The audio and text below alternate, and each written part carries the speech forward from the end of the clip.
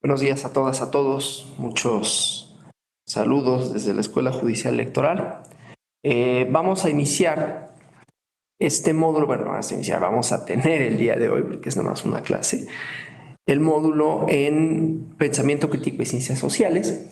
Se vincula con el módulo de la clase del viernes, de Pensamiento Crítico o Fundamentos Filosóficos del Pensamiento Crítico, y no porque necesariamente la filosofía y la sociología, las ciencias sociales, estén desligadas, digamos. Ha habido, por algunos científicos sociales, desde luego, no todos, aunque quizás sí la mayoría, una especie de divorcio entre filosofía y ciencias sociales, en tanto que se piensa que las ciencias sociales tienen un carácter positivo o positivista, ¿no? Lo vimos un poco la clase anterior con relación al conocimiento cierto, cómo comprobar que algo es una premisa, es verdadera y la comprobación, ¿no? Pero bueno, entonces, en el paradigma dominante de las ciencias sociales, lo que encontramos es justamente esta cuestión de índole demostrativa, y entonces ahí parecería haber solo relación con la filosofía positivista, pero no con la filosofía como disciplina que se pregunta, que era lo más importante que habíamos visto en la clase anterior, disciplina que se pregunta, que cuestiona, que no da por sentado nada, y a pesar de que tiene premisas teóricas y tiene métodos de conocimiento, pues se pensaría que únicamente nos importa en ciencias sociales aquello que es demostrable y voy a entrecomillar real, ¿no? Lo cual, como iremos viendo, no es necesariamente de esa forma. Obviamente depende del abordaje y es una de las cosas que vamos a ver, ¿no?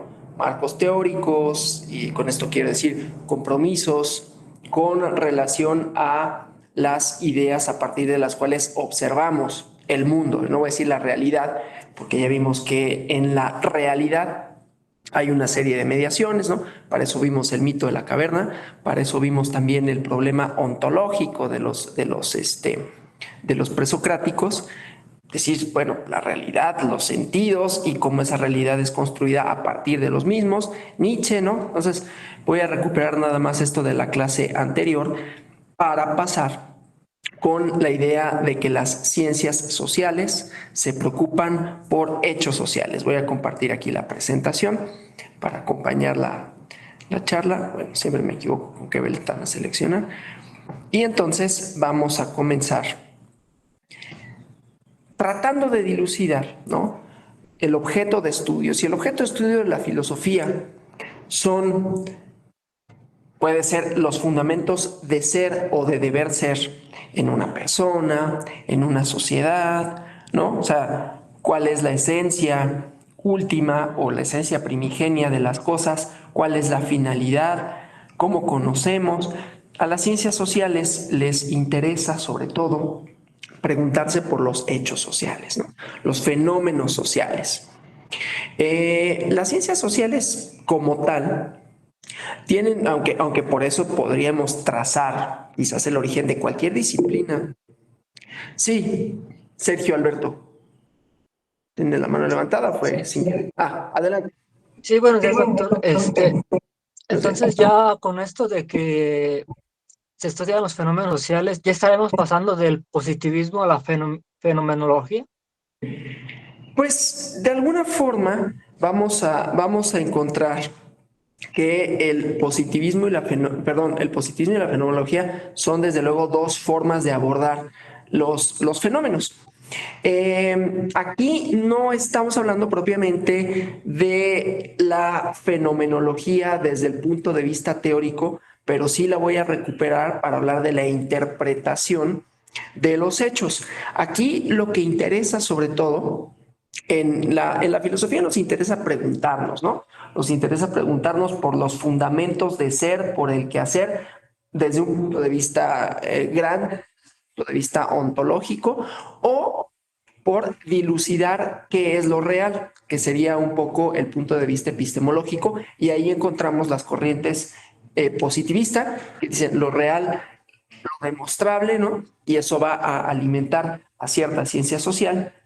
Y Por el lado de la fenomenología, lo que se van a preocupar es por la experiencia.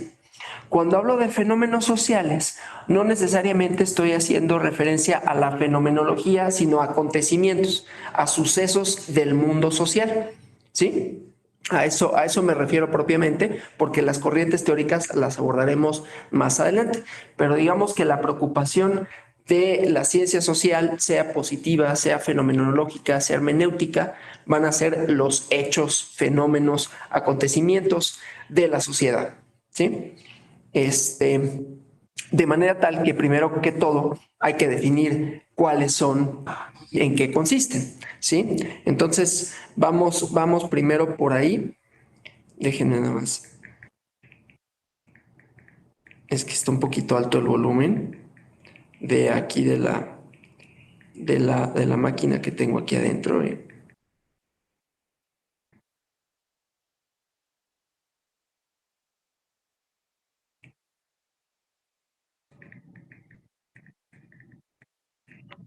A ver si nos pueden ayudar a que no se escuche tan fuerte porque está muy alto.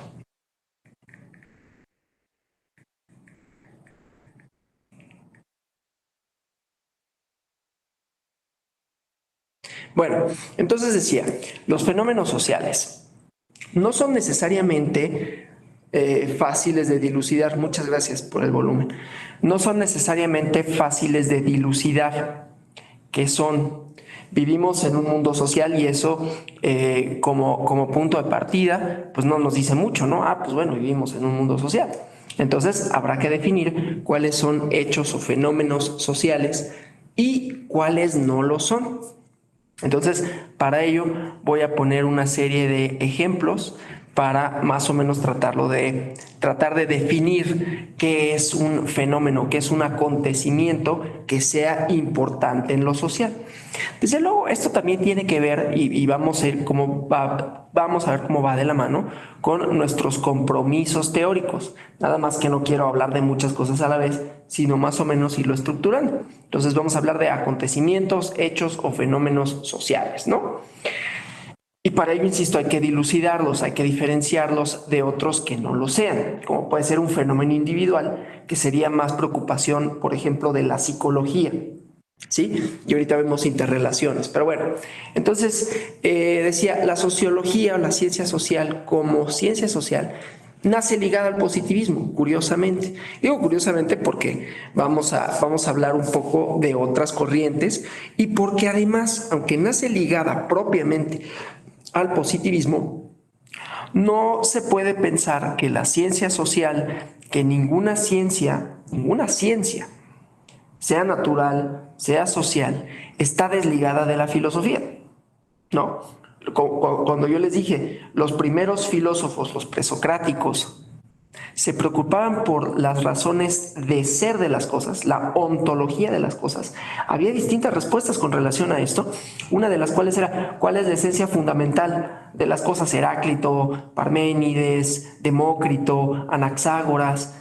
Cuando trataban de responderlo, unos decían, pues es el agua, Heráclito, ¿no? El agua es el componente, la sustancia principal de las cosas. Y Demócrito hizo una dilucidación que pareciera intuir el átomo, ¿no? Decía, hay una esencia fundante, indivisible, fundante, indivisible de todas las cosas. No dijo el átomo, no había todavía los instrumentos para definirlo. Lo que voy es que no está desligada la reflexión filosófica del quehacer científico, sea social, sea natural. Y desde luego, esto no quiere decir que solo sea ciencia positiva, porque cuando pensaban en la esencia de las cosas, también estaban hablando de un poco de metafísica, ¿no? El positivismo se divorcia de lo metafísico porque, como habíamos visto, de ese no es comprobable, no es visible y por lo tanto no es necesariamente real en términos de que no lo podemos separar de lo subjetivo, ¿no? Más allá del problema que ya vimos de la subjetividad y la filosofía y el conocimiento. Pero bueno, entonces, esto para decir, no hay un divorcio entre la filosofía como disciplina ontológica, como disciplina hermenéutica, como disciplina fenomenológica, no pensar que las ciencias sociales solo son positivas, pero sí nacen insertas en el positivismo. Augusto Comte le preocupa crear una física social porque, a ver, el siglo XIX había esta idea de que así como había ciencias naturales que podían predecir, sobre todo predecir fenómenos, explicarlos sin necesariamente tener un elemento subjetivo, preocupación positivista, es decir, que independientemente de quién observara el fenómeno acontecía, y entonces, y que además tenía un carácter experimental, ¿no? Podíamos reducir un fenómeno para observarlo. Entonces, bueno, así como había leyes para gobernar un poco la cuestión natural, ¿no? O que gobernaban la cuestión natural, o que gobiernan, como quiera uno frasearlo, y había una ley general de los gases, de la gravedad, etcétera. Entonces, la intuición de Augusto Comte era que también había leyes sociales. Nada más que había que dilucidarlas, había que ver cuáles eran, ¿no? Y entonces el nombre que él adapta primero, o que trata de desarrollar, era física social, para que las ciencias sociales también tuvieran ese mismo carácter. En medio de la Revolución Francesa, él se pregunta por el orden social, cómo lograrlo, cómo mantenerlo, ¿sí? Una cosa que ya estaba ahí intuida por Maquiavelo, que ya había sido intuida por Platón, por Sócrates, aunque no la habían definido así. El chiste es que unos cuantos años después llega Emile Durkheim para preguntarse justamente sobre los fenómenos sociales. Una cosa es el objeto, ¿no? Tratar de discernir según el positivismo del cual proviene, tratar de discernir, tratar de intuir, tratar de diferenciar, definir y aplicar las leyes para el mundo social. Y por otro lado, ya estudiando propiamente los hechos sociales, los fenómenos sociales, llega Emil Durkheim y entonces él observa, ¿no? A lo social, observa a los arreglos sociales que involucran a más personas, ¿no? Es decir, no son solo experiencias individuales, sino cómo los arreglos, los acuerdos sociales, por qué se producen, cómo se producen y cómo se mantienen. Y él dice se mantienen por medio de la cultura, ¿sí? La cultura es lo que produce un orden social determinado, es decir, estructuras para mantener una serie de relaciones que traspasan la experiencia individual de las personas, ¿sí? Que conforman una serie de valores comunes, compartidos, que conforman una serie de acuerdos para mantener una sociedad pues estable, pacífica, con unos ciertos instituciones, parámetros, etcétera, ¿no? Y entonces, observando esto, también se da cuenta que hay algo, así lo voy a decir porque vamos a poner algunos ejemplos con relación a esto, hay algo, hay un aparente comportamiento individual que dice, se repite y se pregunta por qué. Y ese aparente comportamiento individual, ese aparente hecho de experiencia psicológica, dice, aquí hay algo más que solo una cosa individual, y es el suicidio. Él escribe este libro interesante, sobre todo desde el punto de vista metodológico, no necesariamente desde el punto de vista de las conclusiones, pero en el suicidio, Durkheim afirma, y creo que con razón, que el suicidio va más allá de un mero hecho individual, que trasciende pues la experiencia de las personas. Podemos poner eso como primera característica de los hechos, fenómenos o acontecimientos sociales, como queramos decirlo, ¿no? Puse fenómenos, pero no quiero confundirlo con la fenomenología, entonces acontecimientos, hechos sociales. De hecho, Durkheim los define como hechos sociales. Son aquellos que como primera característica trascienden la experiencia individual de los sujetos. De manera tal que en la experiencia individual de los sujetos podríamos observar otros acontecimientos que determinan, que influyen, puede ser una cosa o la otra, ¿no? Puede ser determinan, puede ser influyen, puede ser ayudan a que acontezca un comportamiento individual a partir de algo que los rebasa como personas. Entonces dice, el suicidio no nada más tiene un componente individual, no nada más, digo, perdón por el ejemplo tan feo, ¿no? Pero el libro es este y creo que es el que nos ayuda, porque hay otro que se llama Las reglas del método sociológico, sí, pero en este encontramos un poco de cosas más abstractas. Sí podemos decir que las ciencias sociales, si se preocupan por los hechos, por los fenómenos sociales, tienen ese carácter de ver la realidad, ¿no? Lo que sea que eso signifique, la realidad no individual, la realidad colectiva, cómo se conforma, aun si eso es inasible, ¿no? Ya veremos esa parte, porque la realidad también, como vimos, si tiene mediaciones, entonces la realidad puede también tener de suyo muchos imaginarios, ¿no? Cómo imaginamos que es o debería de ser algo, cómo imaginamos que es o debería de ser una institución y así sucesivamente, cómo esperamos que sea y cómo en función de eso hay construcciones discursivas. Solo digo esto, no me quiero adelantar, ¿no? Para que no se desborde el argumento, pero solo lo digo para efectos de decir, valga la redundancia, que cuando pensamos en la realidad no estamos pensando necesariamente en un hecho concreto, discernible en términos positivistas, pero bueno, si nos interesa la realidad, quiere decir que nos interesa el mundo en el que nos interrelacionamos con las demás personas, en el que interactuamos con instituciones y donde hay discursos, ideas, pensamientos, expectativas que van influyendo, determinando, marcando nuestro comportamiento individual y colectivo. ¿Sí? Entonces, bueno, si a Durkheim le preocupa el suicidio es porque ve en ese acto algo más que solo un hecho individual, algo más que solo motivaciones psicológicas. ¿Y por qué lo ve? Dice, porque se repite. Hay una cosa, no un comportamiento aparentemente individual que se repite en muchas personas. Es posible, por lo tanto, que si vemos comportamientos repetidos, haya algo que trascienda esa experiencia individual. ¿Sí? Y entonces no nada más es una intuición y entonces se pone a ver como un poquito a discernir en torno de esto, sino que analiza datos. Esa es otra característica de los hechos sociales, del estudio de las ciencias sociales, que pues tienen, sí, una parte, decía, importante de positivismo en términos no necesariamente de comprobación, pero de estudio de cosas que suceden, cómo suceden y cómo analizamos esos sucesos, ¿no? Entonces, Durkheim se va a datos, ¿no? Y dice, la pregunta de su libro es ¿por qué las personas se suicidan?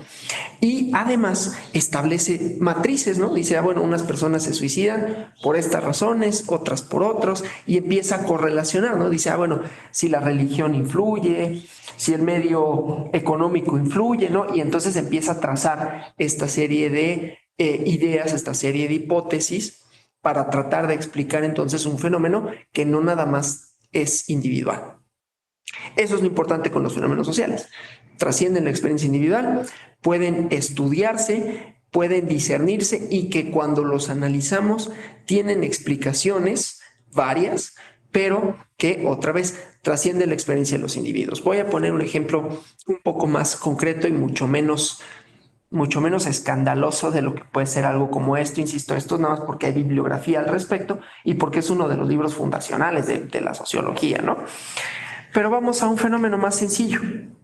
Y perdón por lo anecdótico y ejemplificarlo conmigo, pero creo que es pertinente, ¿no? Yo, una persona que está entre sus 30 y tantos y que vive solo, que no tiene hijos, ni tendrá, que tiene un perrito y es soltero. Bueno, yo ya casi ya no, pero ahorita todavía. Entonces, no importa lo otro. Ese hecho, yo puedo decir, bueno, pues ese soy yo y mi decisión es esta, ¿no? Y mi única mascota es esta y vivo en un departamento yo solo, pero salgo a la calle y el lugar en donde vivo, la colonia, hay muchas personas como yo, ¿no? Que también pueden vivir en pareja o no, pero no tienen hijos y tienen a un perrito. Y ves que esto se repite y dices, A lo mejor no es algo individual. A lo mejor hay algo que podría explicarlo más allá de mí.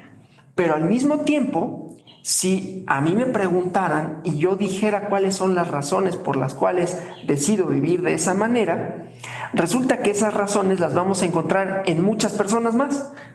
¿Me explico? Y que inclusive la elaboración discursiva nos va a permitir discernir, nos va a permitir concluir. Desde luego no he hecho el estudio, esta es una intuición, habría que hacerlo y habría que ver si esto es cierto o no, pero como hipótesis o como argumento central sería, personas que tienen un cierto rango de edad. ¿Sí? Es posible que quienes crecimos en los 80 y los 90 tengamos estas características compartidas en función a cómo vemos el mundo, en función a cómo socializamos, sobre todo en la Ciudad de México. Yo nací en la Ciudad de México, es posible que en otras entidades sea diferente esa experiencia social y por lo tanto también sus decisiones, ¿sí? Entonces, eso puede ser una cuestión geográfica, ciertas metrópolis, ¿sí? Cierto, digamos, ámbito socioeconómico, cierto rango de edad. Entonces, eso nos va dando pauta para dilucidar, y esto es lo que me interesa, ¿no?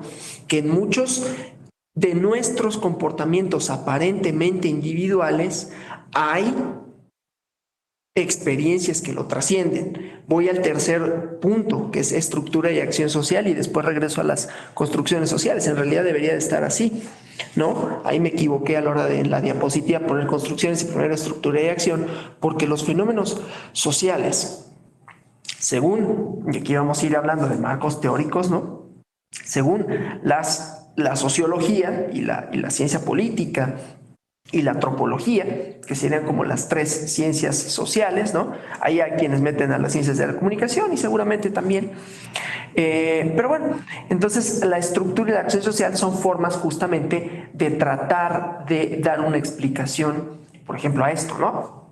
A este comportamiento que si ya no es solo mío, si se repite y si podemos ver que esa repetición de ese hecho en la construcción, en las explicaciones, en las diversas matrices, ya decía, geográficas, ya uno las va a ir como, vas más o menos dilucidándolas, ¿no?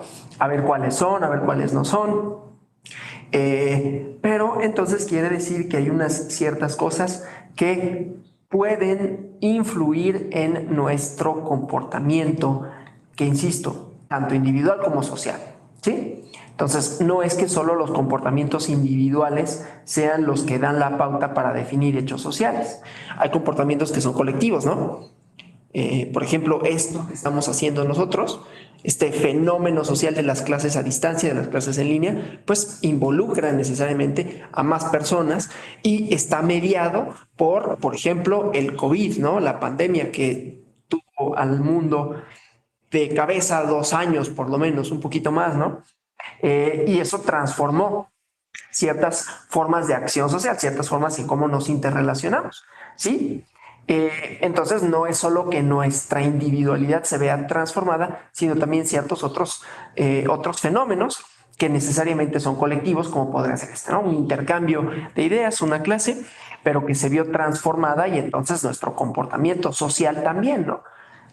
¿Cómo interactuamos con las demás personas? Bueno, esto solo para decir, no solo pensemos que los fenómenos o los hechos sociales se observan, se miden, se entienden a nivel individual, ¿no? Y que entonces que lo individual lo pasamos a lo colectivo y entonces ahí tenemos fenómenos sociales. Hay fenómenos, insisto, que son por sí mismos colectivos. El tráfico, ¿no? Por ejemplo, y así sucesivamente. Bueno, y entonces la siguiente pregunta es, ¿y qué lo define? ¿Qué define el orden social? ¿Qué define que yo piense que no hay, yo no lo digo esto como una regla general que conste, que yo no tengo, yo no quiero tener hijos, ¿no? ¿Qué lo define con relación a personas que comparten esa experiencia mía, que comparten una geografía, que comparten, digo, en términos generales, ¿no? No quiere decir que todos en la Ciudad de México que tengan mi edad lo piensen. Hay una serie de cuestiones que hacen que haya mayor probabilidad de que algo ocurra o no. El chiste es, pues, qué hace que eso lo piense yo, qué hace que haya esa experiencia compartida, que hace que haya tantas personas que lo consideren, como en el siglo XIX, aunque claro que todavía sucede, ¿no? En el siglo XIX, en el estudio que hizo Durkheim sobre el suicidio, haya tantas personas que se quitaban la vida, ¿no? Y sus distintos porqués. Y así para cualquier cosa, ¿eh? Cualquier por qué las personas votan, ¿no? Hablando en términos electorales, qué es lo que hace que voten por una determinada cosa, qué hace que no sé, que las personas adquieran un automóvil en vez de utilizar el transporte público en un país como México, ¿no? Que hace que las personas, no sé, ustedes vayan pensándolo y ahí vamos a ir viendo, insisto, comportamientos tanto individuales como colectivos y pensar si los comportamientos individuales solo son eso. Y entonces, estructura de acción social como formas de dar respuesta a esto, o tratar de dar respuesta a esto, ¿no? ¿Qué son las estructuras sociales? Son todos aquellos, vamos a decirlo así, constreñimientos que van de alguna manera, no necesariamente determinando, pero sí delimitando mi acción. ¿Sí? Es decir, existe tanto la estructura como la acción. La acción es el hecho en sí de tener un comportamiento individual, colectivo, para con los demás, para conmigo mismo, ¿sí? A partir de una serie de expectativas, de ideas, pero también de constreñimientos. ¿Sí? Y esos constreñimientos se llaman estructuras, o así les denomina la sociología. Lo interesante para la ciencia social o ciencias sociales es determinar qué tiene mayor influencia, si la estructura es la acción o la acción, dando por sentado que ambas existen, dando por sentado que somos personas que actúan en el social, ¿sí? Y que la acción, pues supone, esto sería un problema filosófico, del cual ahorita ya no me voy a ocupar, supone una cierta libertad, pero esa libertad está limitada. ¿Y qué es lo que determina la libertad? Si las limitaciones o la acción misma, ¿no? Hay distintas respuestas sobre esto. A quienes le interese, les recomiendo un libro escrito por el filósofo Rudyard Safransky, que se llama El mal o el drama de la libertad. Pero bueno, y en el primer capítulo habla de la cosa esta bíblica y del árbol del conocimiento y la desobediencia como un acto fundante del libre albedrío. No me voy a ocupar de eso, sino pensar que la estructura limita. Para no decirlo en términos tan abstractos, la estructura limita, ¿qué es eso, no? Vamos a poner un ejemplo. El lenguaje, ¿no? El habla. Es una estructura, ¿no? Es previa a nosotros. Nosotros llegamos al mundo y ya existía el español con sus reglas, que desde luego no son reglas fijas, van cambiando por la experiencia social. A eso voy ahorita, por eso utilicé el ejemplo de la estructura lingüística. Hay lingüistas que son estructuralistas, por cierto, pero bueno. Entonces quiere decir que te constriñe algo, que te constriñe, que limita tus posibilidades de actuar en el mundo social. Desde luego, sin lenguaje no podríamos pensar ni en sociedad, ni en experiencia individual, ni en comunicación. Entonces es indispensable.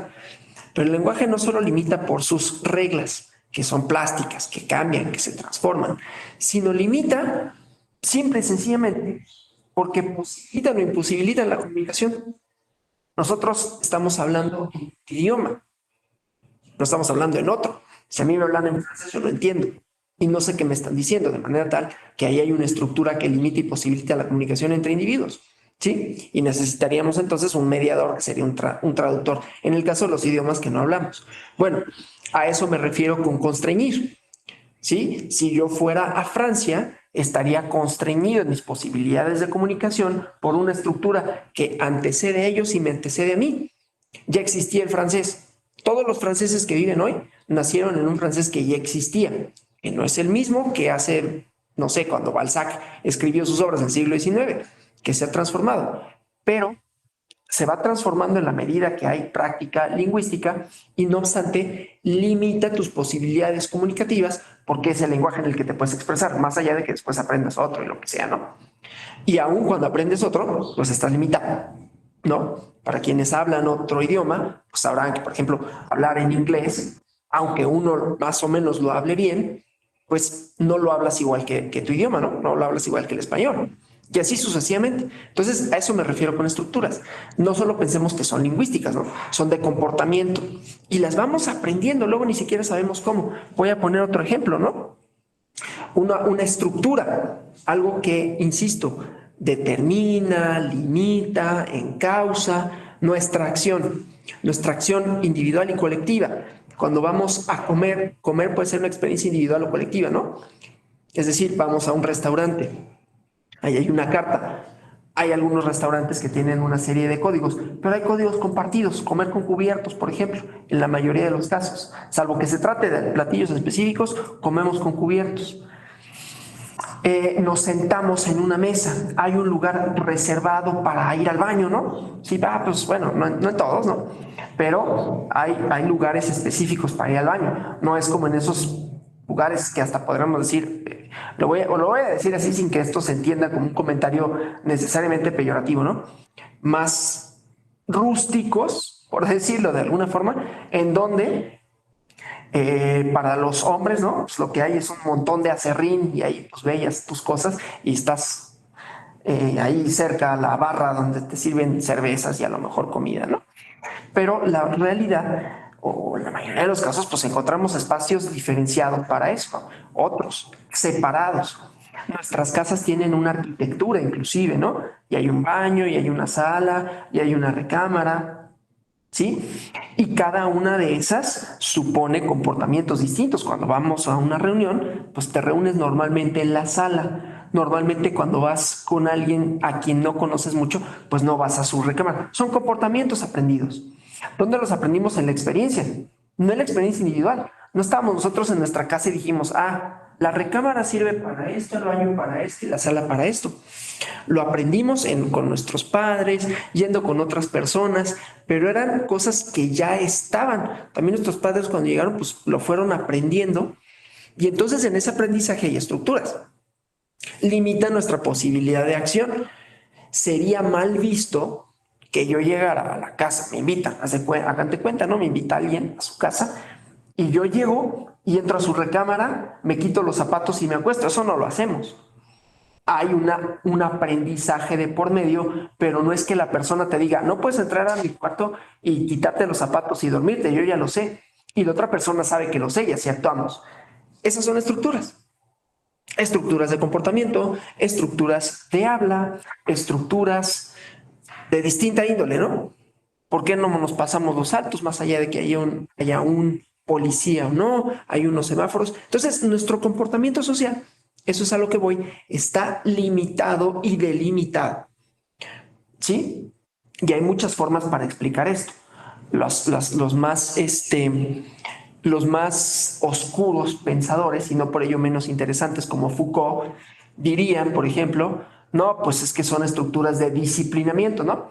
Vas a la escuela y te dicen que tienes que traer hombres cabello corto, tienes que usar uniforme, y entonces lo que van haciendo es que vas, ¿cómo se dice? Vas incorporando la disciplina, ¿no? Incorporando una serie de cosas para comportarte de una forma y te van adoctrinando, ¿sí? Más allá de que eso pueda tener algo de cierto, a mí lo que me interesa es las estructuras como limitantes de la acción. Y entonces en la sociología, la gran pregunta es, bueno, ¿y qué explica el orden social? ¿O qué explica la sociedad? Y como vimos, hay distintos órdenes, ¿no? Y hay unos que dicen la estructura y hay otros que dicen la acción. Es decir, ahora del otro lado, la acción que es, pues todos nuestros comportamientos, ¿sí? Y nuestros porqués con relación a ellos. Y entonces, si hay acción, porque estamos hablando, hay voluntad. Esa voluntad tendrá una serie de limitantes, pero tampoco quiere decir que las estructuras para siempre y en todos los momentos sean las que digan social, ¿no? Porque aunque son más o menos estables y más o menos fijas, se transforman y podemos hablar del lenguaje, ¿no? El lenguaje inclusivo, por ejemplo, es una manera en que se ha transformado esa estructura que es el lenguaje. Entonces quiere decir que las estructuras no pensemos solo como un edificio, ¿no? O sea, como un edificio en el que, pues, si tiramos alguna estructura, pues se cae, ¿no? Es necesario. El esqueleto humano, ¿no? Sería una estructura, pero entonces en las estructuras sociales hay más plasticidad y por lo tanto la acción también tiene influencia, ¿sí? Y entonces por eso decía, el lenguaje inclusivo es un ejemplo de cómo esas estructuras se van moldeando, ¿sí? El derecho es una estructura social, va determinando lo bueno, lo malo, lo justo y lo injusto, y sin embargo también se va transformando, ¿no? Se transforma en lo legislativo, se transforma en lo jurisdiccional. Y entonces la pregunta de arranque, digamos, en los estudios sociales es, bueno, ¿pero qué determina el orden social? Y uno va a encontrar que hay, desde luego, tanto acción como estructura y que ambas influyen, nada más que ahí va a ser una cosa, ahí sí, de elección teórica que determina qué. ¿Sí? Por ejemplo, yo soy más estructuralista. No con ello niego la acción. Yo digo, la acción está constreñida, pero eso es un compromiso teórico, un paradigma, ¿no? Y lo cual tiene como muchas explicaciones que también pueden ser sociológicas, quienes te dieron clase, qué leíste, por qué leíste esto, qué te hizo sentido, etcétera, ¿no? Entonces, bueno, esto para diferenciar una de la otra, porque ambas están relacionadas a la hora de decir qué son los fenómenos sociales, por qué ocurren, cómo ocurren y cómo podrían seguir ocurriendo o dejar de ocurrir, ¿sí? Vamos bien hasta aquí.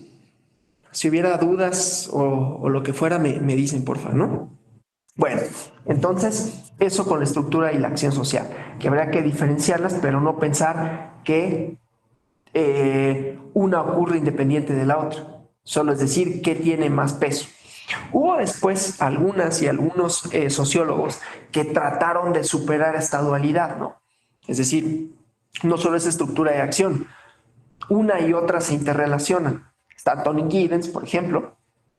No, pobrecito de Anthony Giddens, porque él era muy buen sociólogo hasta que se puso de asesor de Tony Blair y pues a Tony Blair no le fue tan bien, no le fue tan mal tampoco, pero pues era, no, ya conocen, Tony Blair fue primer ministro de Gran Bretaña y él como medio de una izquierda porque era el Partido Laborista y trataron de ver un camino alternativo entre la izquierda y la derecha, le llamaron la tercera vía. Y pues no le fue tan bien, la verdad, a Tony Blair, ¿no? Y entonces Anthony Giddens, su propuesta de síntesis entre estructura y acción, que es muy interesante, que se llama Estructura y Acción Social, justamente el libro, que se lo recomiendo mucho, aunque es un poco árido, pero trata de superar esa dualidad, ¿no? Trata de decir es que las estructuras y la acción no son independientes, sino interdependientes, y entonces no podemos pensar a la una sin la otra, y creo que tiene razón, y ya esboza una teoría que rebasa las 2 horas que tenemos para hablar de esto, ¿no? Pero es muy interesante. En fin, y las construcciones sociales, ¿no? Que yo les decía, no nada más es la realidad, si es que tal cosa existe, evidente. Vemos al mito de la caverna, ¿no? Pues ¿cuál es esa realidad evidente? Si una persona, o sea, imagínense, ¿no? Para ver cómo la realidad no es algo que se pueda definir en todos los casos y para siempre. Vamos a pensar en una persona que que regresara al mundo de los vivos, que se hubiera muerto, pero hace ya algunos años, 30 años, ¿no? Llegara y de pronto viera esto, ¿no? Bueno, 30 años a lo mejor diría así, como había un programa, ¿no? Que se llamaba Los Supersónicos. Como en Los Supersónicos, ¿no? El futuro nos alcanzó y viera que estamos, por ejemplo, interactuando con estas pantallas, pero no habría escuchado tal vez eso, 45 años, no habría escuchado internet, ¿no? De repente teléfonos inteligentes, lo que sea que eso signifique, que viera cómo tratamos a las mascotas, por lo menos yo y mucha gente, ¿no? Diría, caramba, ¿qué es esto? Es un mundo totalmente distinto, ¿sí? ¿Y por qué es un mundo totalmente distinto si no ha dejado de ser el planeta Tierra, no ha dejado de ser México, no hemos dejado de expresarnos en un idioma, pero también diría así de lenguaje inclusivo? Caray. Por eso, por ejemplo, hay gente, no con ello los disculpo, yo me peleo mucho con mis papás con esto, perdón por lo anecdótico, pero del lenguaje inclusivo, ¿no? No, es que las reglas del español, no, es que el español se transforma, ¿no? Se transforma que no hablamos como el Quijote. A ver, lee el Quijote y llega a la tienda y empieza a hablar como el Quijote, a ver si te entienden. Hay un capítulo de Los Simpsons, como siempre los Simpsons funcionan para todo, ¿no? En donde pasa esto, ¿no? Homero empieza a tener unas clases, le hubiera puesto unas clases de lengua, ¿no? Porque supuestamente le iban a comprar un cassette que le iba, el cassette, ¿no? Experiencias subjetivas, ¿no? Ya cassettes y muchos de ustedes, ¿qué es eso? No sé, a lo mejor ustedes no saben. Por ejemplo, veo a la compañera Sorge y se ve que es bastante joven. A lo mejor ella no sabe que era un Walkman, ¿no? Un Walkman era un aparatito en donde metías un cassette, ¿no? Una cinta y escuchabas. Entonces él escucha una cinta para bajar de peso, pero ya no había, y entonces le dan una para aprender español y empieza a hablar súper raro y nadie le entiende. Bueno, si nosotros habláramos siempre igual, que alguien llegara, ¿qué está diciendo? ¿No? Entonces se transforman las estructuras, es a lo que voy. Pero esto quiere decir que las estructuras están construidas, que no son algo que exista por sí mismo, ¿no? No es algo que ocurre independientemente de nosotros, sino que depende de nosotros para que ocurra de una determinada forma y para que siga ocurriendo. Entonces, si trajéramos a esa persona de hace 45 años, ¿no? O sea, no una persona de 45 años, alguien que ya no está en la Tierra desde hace 45 años. Y entonces diría, caray, mira, eso que es Internet, qué es el teléfono inteligente, y qué es eso de hablar de esa forma, ¿no? Le resultaría extraño, le resultaría un mundo distinto, pero el mundo es el mismo y no es al mismo tiempo, ¿sí? Entonces, eso quiere decir que el mundo social está construido. Y eso tiene muchas implicaciones. También quiere decir que siempre puede ser de otra manera. Quiere decir que la construcción que hemos hecho del mundo no es necesariamente lógica, no es obvia. ¿Sí? Platón no lo intuyó así, el que lo intuyó así fue Nietzsche, para seguir rescatando de la clase anterior, ¿no? Porque decía, no, sí, está el mundo de las ideas, está el conocimiento, está el bien y el mal, y el conocimiento es el que, y después Aristóteles, ¿no? Nos va a determinar la virtud, y la virtud nos va a hacer tener mejores sociedades. Después los idealistas alemanes, entre ellos Hegel, también piensan que hay una trayectoria y un destino final de las sociedades. Bueno, cuando pensamos que las cosas que nos rodean del mundo social son construcciones, quiere decir no solo que podían ser de otra manera, ¿no? Sino que también tienen un significado compartido, es decir, que son fenómenos sociales. Vamos a pensar, sigo con la ejemplificación, en nuestros ritos, ¿no? Otra cosa que le interesa a este sociólogo Durkheim, ¿no? Los ritos. ¿Cuáles ritos? Los ritos construyen significado. Tiene otro libro muy interesante que también les podría recomendar muchísimo, que se llama, se me olvidó el nombre, las formas elementales de la vida religiosa, ¿no? Y entonces él analiza sociedades, lo voy a decir así porque él lo dice, no porque yo piense que así es, primitivas y sociedades modernas. El proceso de modernización es algo que le preocupa a las ciencias sociales, que de hecho nace con las ciencias sociales, ¿no? Y que se preguntan por qué hay transformación del orden social y cómo las sociedades se convirtieron en sociedades modernas, ¿no? La transformación del entorno, la automatización de las cosas, la división del trabajo, la especialización, etcétera, ¿no?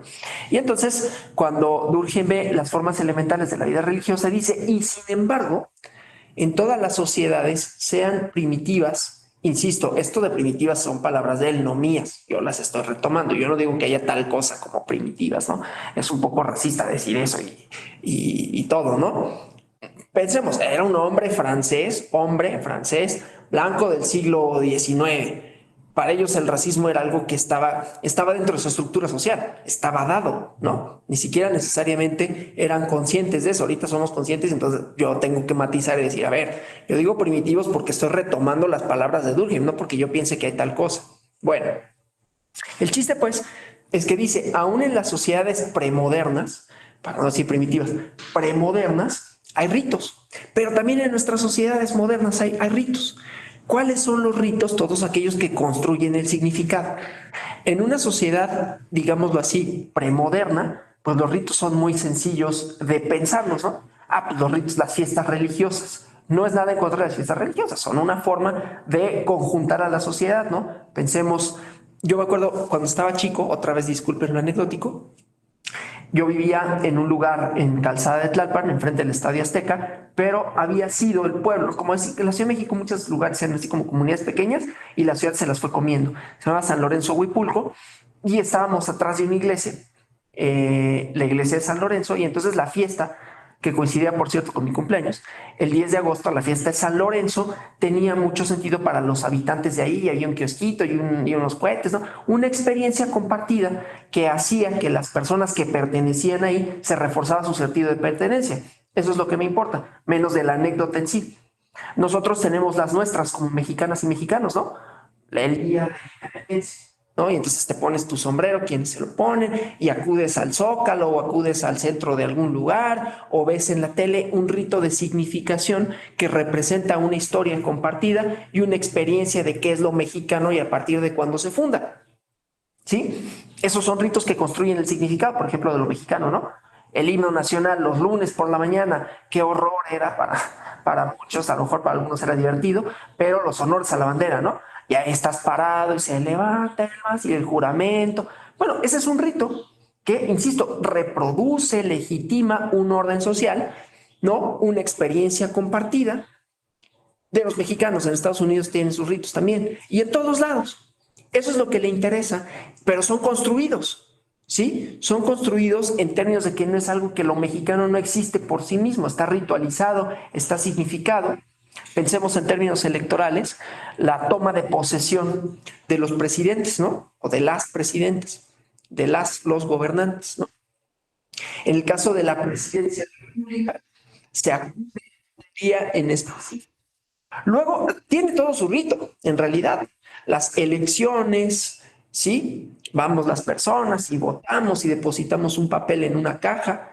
Digo, obviamente ese papel se llama boleta electoral y la caja se llama urna, pero porque está construido el significado de esos, ¿no? Pero en realidad es una caja y en realidad es un papel que tiene otro significado por quien lo construye, porque le damos esa legitimidad para que doblar un papel y ponerlo en una caja sea el acto fundante de una legitimidad, pero que por sí mismo, otra vez, es obvio, no existe.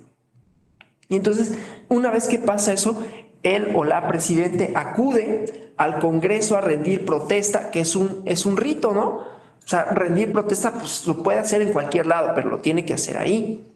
Tiene que dar una serie de palabras. Esas son las construcciones sociales. No voy a ahondar mucho más en eso, ¿no? Pero esas son las construcciones sociales, ¿no? Las formas en que el significado tiene sentido en una sociedad determinada y todas las sociedades tienen las suyas, tienen sus ritos. Eso es a lo que se refiere, a que nos referimos las y los sociólogos cuando decimos que el mundo social es construido, que no existe necesariamente. No existe por sí mismo, ¿no? Lo cual no quiere decir que no importe. Otra construcción social es el dinero, ya verlo. O sea, tan es importante que yo no puedo ir a pagar un café y decir, no, pero a ver, el dinero es una construcción social, entonces pues no te voy a pagar, dame mi café, ¿no? A decir, sí, pues sí, sabes también que es una construcción social. La policía igual te puede dar un macanazo, ¿no? O sea, a pesar de que están construidas, no quiere decir que no tengan efectos en la realidad, ¿sí? Bueno, entonces eso es lo que me interesa definir a partir del objeto de estudio, ¿no? Entonces, el objeto de estudio es la realidad social, ¿no? Bueno, y entonces eso nos lleva a que está atada a teorías, ¿no? Habrán visto ustedes un meme. Siempre que doy estas clases, luego digo así, yo hubiera tenido otros ejemplos que solo las diapositivas. Un meme que dice, a tu teoría le falta calle, ¿no? Esa es una cosa muy de antropólogos, ¿no? No es una crítica en contra de los antropólogos, es bien interesante lo que es, que son las etnografías, que es una forma, es un método que tiene de suyo también una serie de expectativas y una serie de constructos, en donde dicen, para conocer lo social, y a ellos sobre todo les interesa la cultura, hay que la inmersión, ¿no? Es decir, hay que sumergirse en eso, sin que yo lleve una teoría de por medio, porque si yo soy estructuralista, y esto sí pasa, soy estructuralista, Yo cuando veo algo, le trato de dar una explicación, perdón, estructuralista, ¿no? Bueno, lo que pasa es que aquí hay relaciones de dominación, en donde se nota. Entonces traigo la teoría previa a la experiencia. Es así de, espérate, primero ve y luego teorizas, ¿no? Entonces los antropólogos, las antropólogas, lo que les interesa es, veo sin lentes, ¿no? Veo a ver qué existe y a partir de ahí empiezo a dilucidar cosas. ¿Sí? Pero resulta que a la calle, pues tampoco podemos llegar nada más así. Si nosotros llegamos a la calle nada más así, no voy a poner un ejemplo en concreto, pero todas y todos nosotros sabemos más o menos cómo movernos en el mundo social que nos es propio. ¿Sí? Cualquiera que este sea. Y entonces hay veces en los que uno se puede sentir o resultar ajeno. Y ejemplos hay muchos, ¿no? Pero voy a poner otro de los Simpsons nomás para seguir con esto. Hay un capítulo en donde llega Homero Simpson a un bar porque lo corren de la taberna. Bueno, llega a un bar y solo hay mujeres, pero él no se da cuenta de eso. Pero dice, hay algo raro, ¿no? Lo ve y dice, hay algo raro. Ah, no hay salida de emergencia. Bueno, eso lo único que quiere decir es que la experiencia en la que él está viviendo no la entiende, ¿sí? No la entiende porque digamos, la idea que él tiene es, yo quiero ir a tomar cerveza a un bar y ya no puedo ir a este, entonces estoy buscando dónde y eso es lo único que veo, ¿sí? Eso es lo único a partir de lo cual observo y determino mi experiencia, pero resulta que está fuera de lugar y él ni cuenta se da, ¿no? No se da cuenta que está fuera de lugar. Bueno, esto sucede, insisto, porque nuestras mediaciones y nuestros compromisos y nuestra experiencia social puede no ser la misma, ¿no? Y entonces no sé cómo aproximarme. Esto lo digo porque entonces también es importante tener una serie de herramientas teóricas a la hora de ir a observar, porque si no, no voy a observar nada. ¿Sí? Así, en este lugar no hay baño de emergencia, no hay salida de emergencia. Eso es lo que él ve. Y no ve que en realidad lo que pasa es que está en un lugar en donde no tendría por qué estar, porque es un bar exclusivo para mujeres que se relacionan con otras mujeres, ¿no? O sea, para mujeres lesbianas, ¿no? Y él no lo ve. Entonces, esto solo lo utilizo para ejemplificar cómo cuando observamos la realidad también necesitamos tener una serie de a priori, ¿no? De compromisos previos, de ideas previas de qué es lo que vamos a observar, porque si no, no voy a observar absolutamente nada, porque ni siquiera sé a dónde voy, entonces ni siquiera sé cómo aproximarme, que ese es otro problema, ¿no? También es un problema antropológico. ¿Sí? Bueno, entonces quiere decir que las teorías importan. Las teorías son compromisos, son formas, ¿no? Que definen, que conceptualizan. Pero las teorías obviamente pues las hacen personas, ¿sí? Y al haberlas hecho personas quiere decir, una desde luego que son falibles, otra que están limitadas, pero otra que no fueron nada más la ocurrencia de una mente que pues se puso así, se sentó y empezó, pues ¿qué explicará lo social?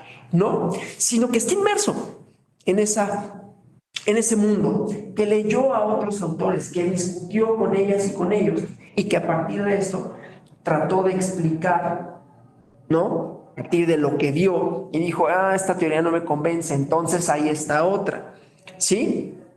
Y hay varias teorías sociales que se ligan también con esto de estructura y acción, ¿no? Las teorías marxistas, por ejemplo, son más estructuralistas. La superestructura económica determina todo lo demás, incluido nuestro comportamiento. La acción, que sería más de corte individual, determina la estructura. Por ejemplo, está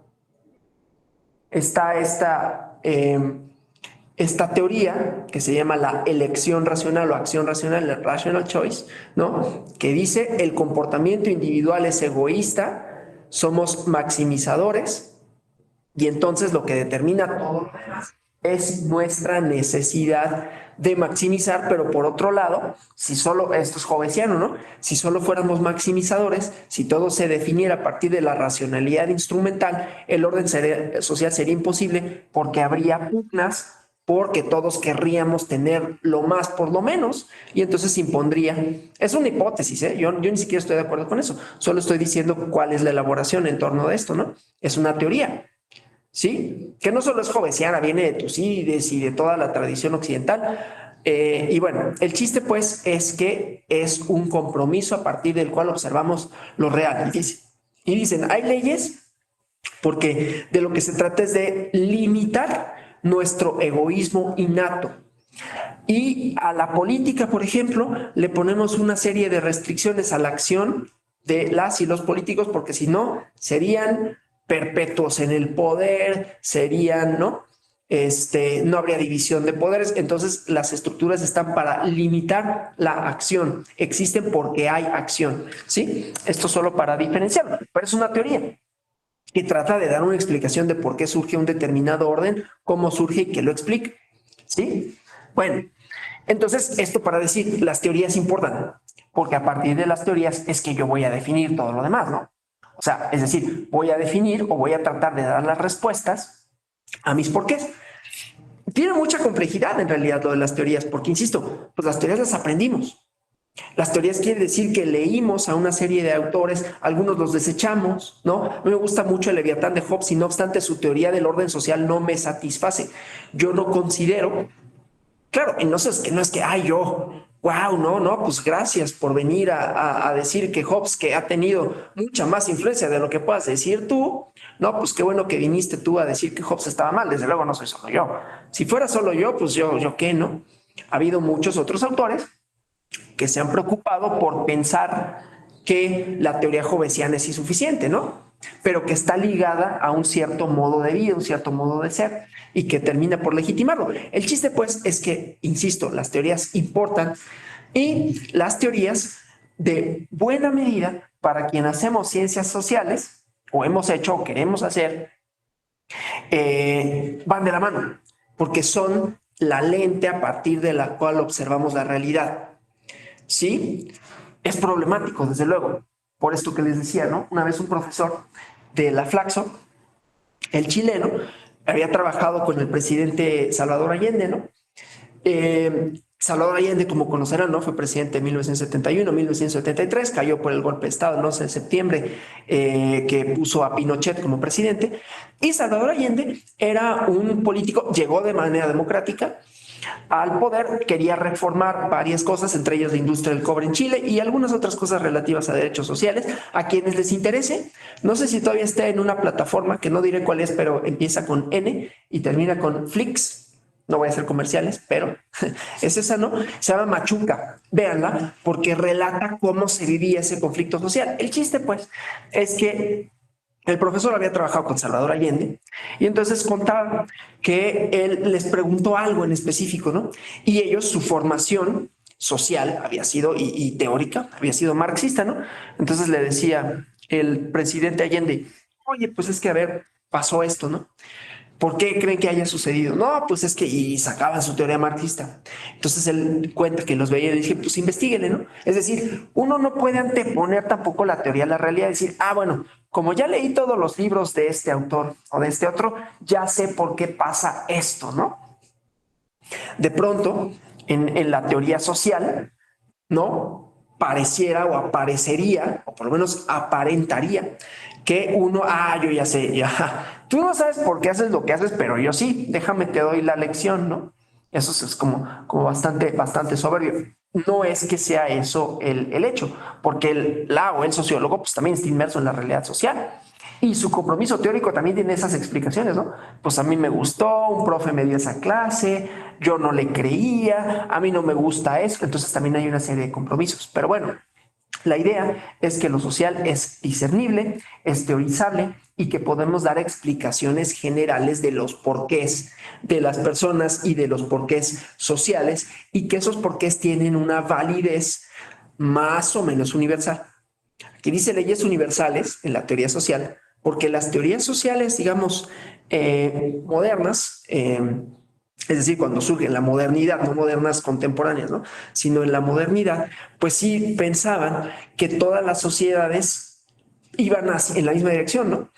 Y que entonces, claro, otra vez, hablando de teorías, eran occidentales pensando que Occidente era la única posibilidad del mundo, que era Occidente, lo que sea que eso signifique, porque es problemático, que es Occidente, ¿no? 4 o 5 países de Europa. Entonces, bueno, eso es Occidente porque hay una hegemonía cultural, pero bueno, el chiste es que pensaban que había un sentido, una dirección a partir de la cual podríamos decir hacia dónde iban las sociedades, y entonces si todas iban al mismo rumbo, si todas tenían ese grado de homogeneidad, entonces pues sí puede haber leyes universales, ¿no?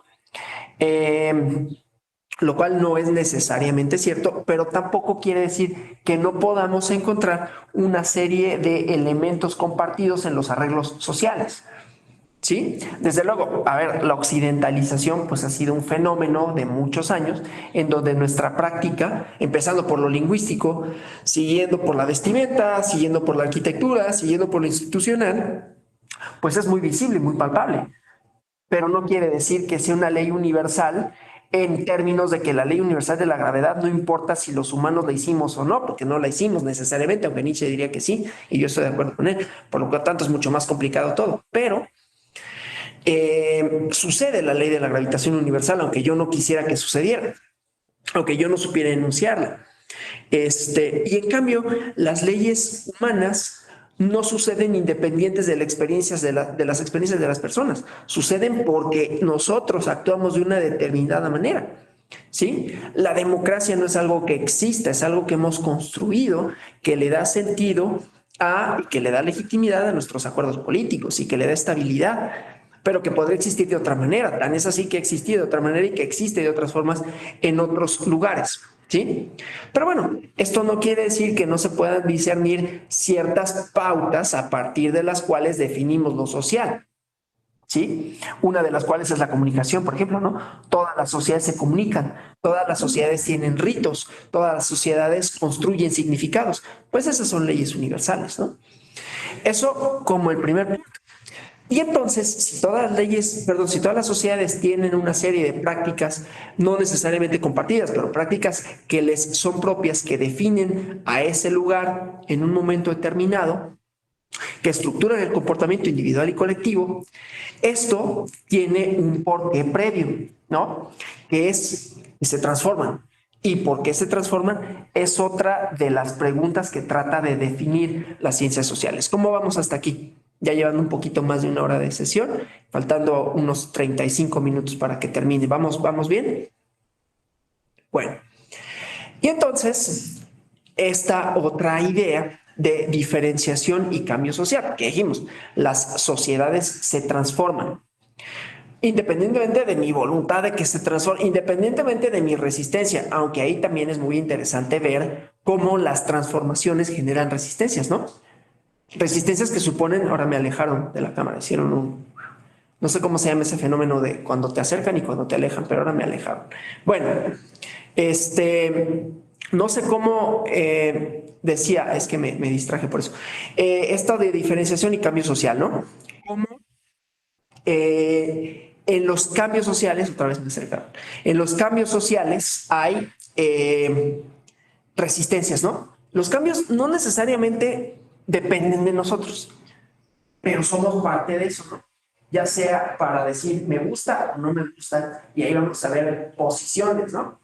El famoso statu quo, ¿no? Quienes están muy a todo dar con un determinado orden social que cuando empieza a transformarse no les gusta, ¿no? El lenguaje inclusivo es un ejemplo perfecto para eso, ¿no? Como hay resistencias políticas, sociales, ¿no? Y en los porqués podemos encontrar diferentes elaboraciones, pero es justamente cambio, que el cambio quiere decir no todas las personas están de acuerdo con eso, pero transformamos estructuras, transformamos significados, transformamos prácticas, aún con sus distintas resistencias. Pero el cambio social además implica diferenciación, es decir, que las personas, como personas, nos separamos, no físicamente, sino socialmente, ¿no? Nos transformamos en nuestra individualidad, en nuestra colectividad, unas y otras. Voy a hacer la diferenciación, valga el uso distinto del término, entre una sociedad antigua bueno, no, una sociedad del siglo XIX y una sociedad del siglo XX, ¿no? Pensemos en estos grandes teóricos, perdón, John Locke, ¿no? cómo pensaba al contrato social en Inglaterra, ¿no? Los empiristas ingleses estaban pensando en una sociedad muy homogénea, ¿no? No porque lo fuera en realidad. Había mujeres y había otros grupos sociales, pero estaban excluidos y era más o menos lógico que así fuera. No es que fuera lógico, sino de acuerdo con esas reglas, esos eran los que eran. Los ciudadanos solo eran una sola cosa posible, ¿sí? Bueno, y se fue transformando la idea de ciudadanía. Se fueron incluyendo las masas, las mujeres. Después se empezó a hablar de derechos, ¿cómo se llama? De personas con preferencias sexuales distintas, hasta llegar a arreglos sociales como los de hoy, donde, y eso, a eso me refiero con diferenciación, ¿no? Puede ser individual, puede ser colectiva, puede ser especialización en el trabajo, porque Durkheim en otro libro que se llama, ay, ahorita se me olvidó, pero ¿cómo puede ser que se me haya olvidado? Bueno, ahorita me acuerdo cuál es el otro libro donde Durkheim explica este fenómeno, ¿no? Las sociedades se transforman porque los individuos se especializan en el trabajo. La división del trabajo social se llama. Porque hay especialización en el trabajo y porque eso genera entonces que haya distintos campos de acción y haya otro tipo de interdependencia, ¿no? No como en las sociedades feudales donde pues todos cultivaban, ¿no? Y había uno que hacía vestidos, pero pues eran los mismos, ¿no? De pronto hay diferenciaciones en cuanto a la ropa, en cuanto al trabajo, en cuanto a las formas sociales, ¿no? Y esto, insisto, en derecho electoral, en derecho, ¿cómo se llama? Y democracia, pues es visible en los distintas o en las distintas formas en que las y los ciudadanos ejercen esa función de ciudadanía, ¿no? Entonces, ya no son solo hombres, fueron hombres y mujeres, pero ya no nada más son hombres y mujeres. Entonces, ya no es nada más una sociedad binaria. Bueno, esas son diferenciaciones, ¿no? Que van transformando estructuras, cómo nos expresamos, cómo nos vemos, cómo se conforman expectativas y también van suponiendo resistencias. Sí, porque eso es lo interesante también, ¿no? No es nada más, como una transformación y, ya se transformó. No, ¿qué dicen los que se oponen a esa transformación? ¿Por qué lo elaboran así? Y entonces eso nos lleva a la idea de conflicto, ¿no? Porque las relaciones sociales también son conflictivas, porque también el conflicto, aquí abusando de lo hegeliano marxista, ¿no? También el conflicto es una manera de explicar la transformación, la oposición, no la oposición política partidista, ¿no? Sino la oposición en términos de estructuras sociales distintas, diferenciación, que produce que haya expectativas diferentes. Entonces, voy a ejemplificarlo con autores clásicos y luego vamos a lo contemporáneo. Aristóteles, cuando escribe la política, ¿no? Él se da cuenta o piensa que el mejor arreglo político existente, él hace como su tipología, ¿no? En la política. Entonces habla de monarquías en oposición a tiranías, de aristocracias en oposición a, ¿cómo se llama esta? Oligarquías. Y politeia en oposición a la democracia. No tenían buen concepto de la democracia, era la forma impura de la están con la cámara de la politeia, ¿no? Pero la politeia significaba una síntesis del conflicto social. Había conflicto social de clase. Ya las instituciones romanas también lo vieron, así nacieron los tribunos de la plebe, ¿no? Porque había cuando se va formando la República Romana, había diferencias entre patricios y plebeyos, los plebeyos que no tenían casi ningún derecho, ni social ni político, y digo los plebeyos porque eran nada más hombres, ¿eh? Ahí las mujeres, pues desgraciadamente en esos arreglos políticos no se les reconocía ningún tipo de derecho. Bueno, entonces los plebeyos protestan, ¿no? Es una especie de secesión ahí, se van a otro lado, aparentemente a fundar una sociedad. Entonces los patricios dicen, no, bueno, vénganse y como síntesis a ese conflicto, o sea, como resultado de ese conflicto, de esa oposición, pero que revela posiciones distintas, ¿no? Economías distintas y por lo tanto formas diferentes de ver y de legitimar y de entender el acuerdo político. Y entonces, como producto de eso, hay cambio. Se transforma una estructura política de significado, pero de acción, que son los tribunos de la plebe, y entonces ya tienen representación. Bueno, así ha sido el cambio en la ciudadanía, así lo ve Aristóteles en la política. La politeia era una manera de equilibrar dos posiciones antagónicas, ¿sí? Entre quienes tenían y quienes no tenían, entre aristocracia y pueblo, ¿sí? Entonces, como hay una oposición natural, normal, eso surge conflicto. Y el conflicto no es algo a lo que se deba de renunciar, pero que provocará, producirá transformación. La cosa es que, bueno, pues haya cómo transformarla, ¿no? Si no hay cómo transformarla, entonces el conflicto ya se vuelve ríspido, ¿sí? De manera tal que, por ejemplo, la democracia, pues es una manera de resolver el conflicto político, ¿sí? Bueno, entonces, eso con relación a cómo el conflicto también produce cambios, transformaciones y produce acuerdos sociales.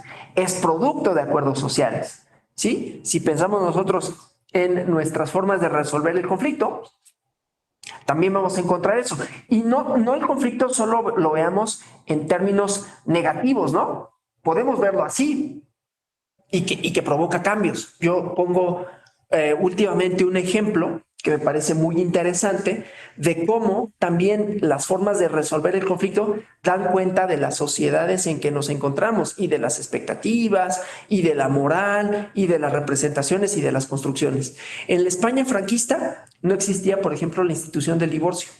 Sí, no existía, no te podías divorciar. Lo cual desde luego implicaba una forma de entender a la familia, una forma de entender a la mujer, ¿no? Desde luego una sociedad machista, no tengo que decirlo, pero lo digo. Entonces no tengo que decirlo porque es obvio que así era, ¿no? Pero por si no fuera obvio lo digo.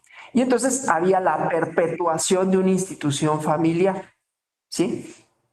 Este es el sentido común compartido, pero que está en medio del conflicto, porque no hay una manera de resolver ese conflicto que podía surgir entre dos personas que podrían querer cuestiones distintas. Entonces, no, pues es que si quieres cuestiones distintas, pues te amo.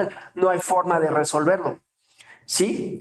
Entonces, cuando no hay forma de resolverlo, o se vuelven estructuras muy fijas o se vuelven estructuras autoritarias, ¿sí? Voy a poner otro ejemplo. En la primaria, cuando yo estaba en la primaria, y en la secundaria todavía más, fue más evidente.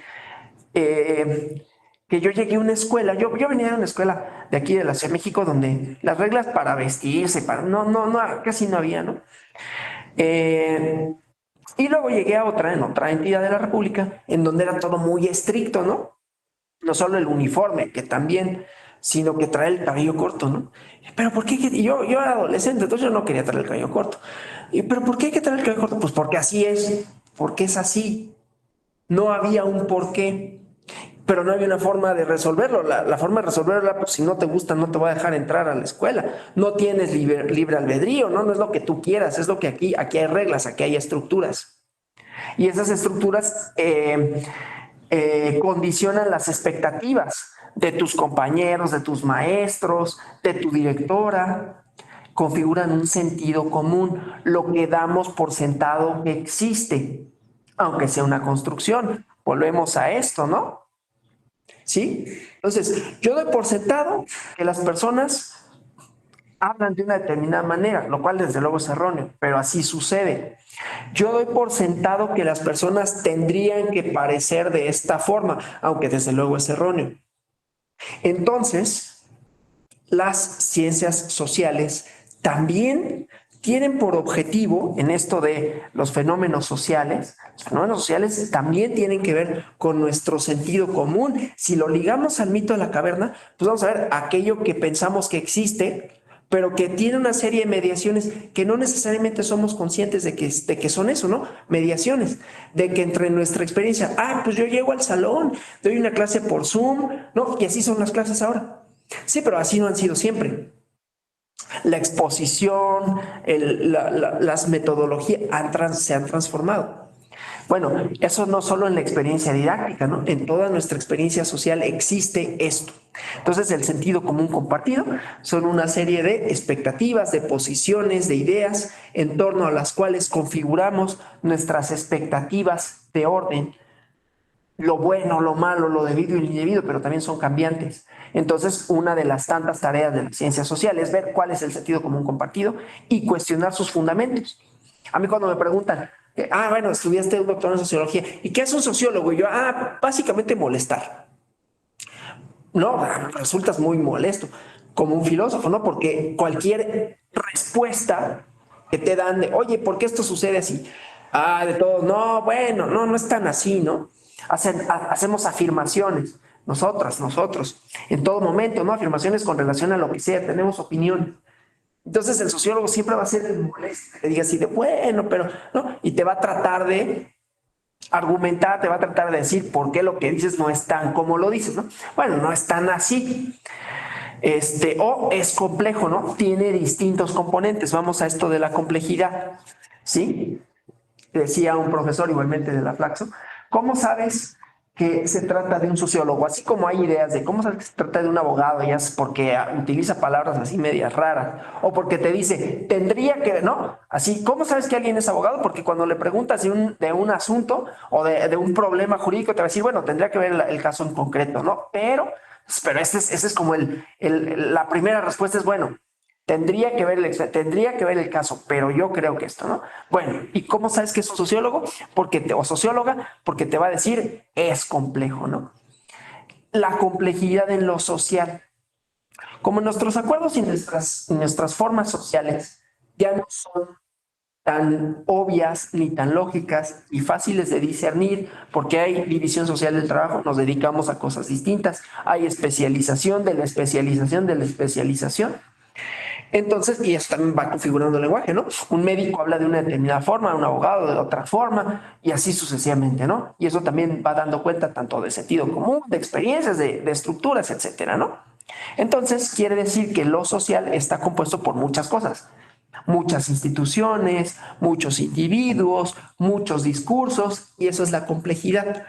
La idea de la complejidad en realidad viene de la biología y luego de ¿cómo se llama? Bueno, de esta cosa, de las tecnologías, ¿no? Ahorita, de la cibernética. Porque los sistemas,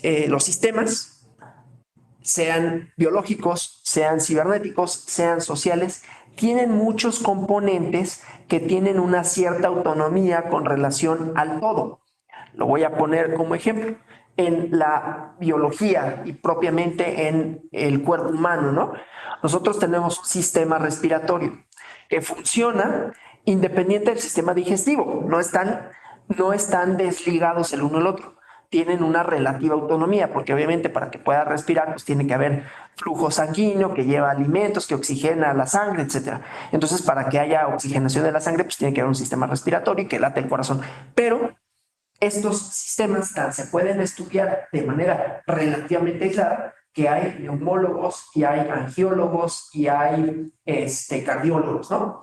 Bueno, o un automóvil. El automóvil tiene un sistema de frenado, tiene un sistema de enfriamiento, tiene un sistema de aceleración. Obviamente, para que haya aceleración, idealmente tiene que haber frenado, porque si no, pues ahí las leyes de Newton, ¿no? Si no me frena el coche, si no me lleva el sistema de frenado, pues me va a frenar la pared o una persona y no quiero que eso me frene. Entonces tiene que haber un sistema, pero que tiene sus propias reglas. Bueno, en la sociedad ocurre lo mismo. Como en la cibernética, como en la biología, las sociedades tienen sistemas, ¿no? Que tienen una lógica propia. Nuestros acuerdos sociales modernos no podrían funcionar sin instituciones y, sin embargo, cada institución tiene una función diferenciada, hablando de diferenciación, diferente, distinta, ocurren acciones diferentes de las personas, ¿no? Los abogados actúan en el campo jurídico, en el sistema legal, ¿no? Las y los políticos actúan en el sistema político, desde luego, tienen interrelación. ¿Sí? El sistema de salud, etcétera. Entonces, hay distintos sistemas. Entonces, estudiarlo necesariamente voy a tener que separarlo, ¿no? Es difícil estudiar lo social como un todo porque tiene muchísimos componentes. Lo cual también quiere decir que nuestras explicaciones pues siempre van a ser parciales, ¿no?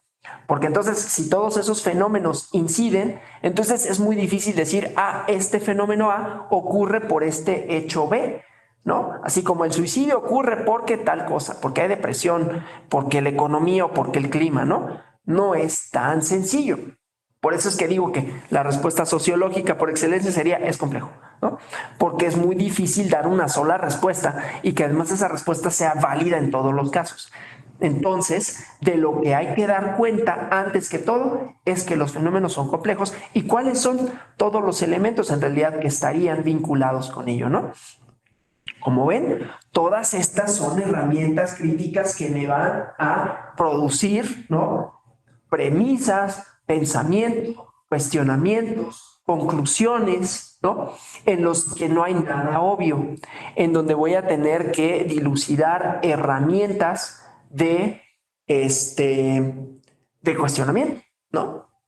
Bueno, entonces, y obviamente esto de lo complejo no es que sea difícil, aunque pueda hacerlo, sino que tiene distintos componentes, ¿no? Por eso puse el ejemplo del celular, pues tiene ahí sus herramientas, ¿no? O el coche, o el cuerpo humano, y así lo social, ¿no? Y decía, esto viene de la mano con la modernización, porque la modernización es un proceso social que ha supuesto la complejización. O sea, hay complejización porque hay modernización. Y hay modernización porque hay complejización. Son cosas que se retroalimentan, ¿no? En la medida en que algo se vuelva más complejo, es más moderno. El ejemplo claro pues son los celulares. Ustedes se recuerdan los Nokias, ¿no? Los cacahuatitos, esos que tenías el jueguito de la viborita y que en realidad pues podías mandar mensajes de texto, lo cual ya era algo, y hacer llamadas, pero no tenías WhatsApp, no tenías Twitter, Facebook, todo eso, ¿no? Que ahora ya, que el algoritmo no existía, no tenías acceso a Internet en el teléfono. Entonces, eso quiere decir, se van haciendo los sistemas más complejos, van teniendo más funciones, esas funciones tienen relativa autonomía, pero siguen relacionadas con el entorno, sea el celular o sea lo social. Antes no había instituciones democráticas en el sentido que las tenemos ahora y aún esas se van transformando, van surgiendo otras. Sus componentes, es decir, las personas también se van transformando en su idea, en su actuar, en su discurso, en su pensamiento, en su teoría. ¿Sí? Entonces, la modernización como fenómeno vinculado a la complejidad. ¿Sí? Y el siguiente, que es la aceleración, que significa la velocidad del cambio. Hay un libro, hay muchos, pero uno que me gusta en particular porque describe este fenómeno, que se llama La Era del Imperio. Y en la Era del Imperio, que se sitúa, es una saga, ¿no? Que empieza con la Era de la Revolución, la Era del Capital, la Era del Imperio y la historia del siglo XX, de este historiador que se llama Eric Hobsbawm, ¿no?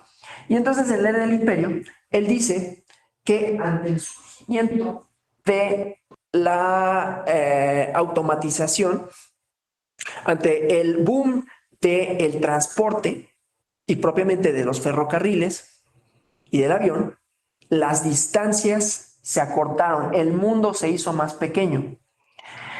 Obviamente en términos físicos, la Tierra sigue midiendo lo mismo, pero viajar el día de hoy a España, por ejemplo, pues es una cosa que me lleva algunas horas.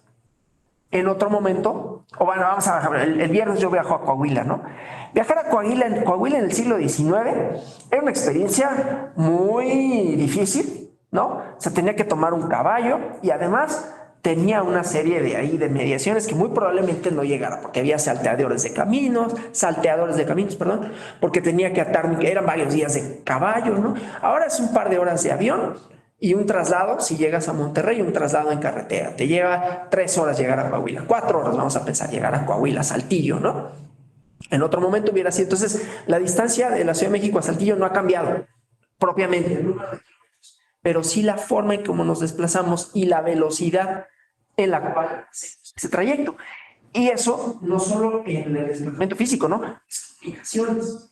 ¿Sí? Ahora con Internet, bueno, todo eso es la aceleración, la velocidad de la transformación y cada vez es más rápida la transformación, ocurre de manera más veloz, ¿no? Por ejemplo, el COVID fue una manera de acelerar catalizador de la aceleración. Ya había aceleración y esto lo hizo todavía más rápido, ¿no?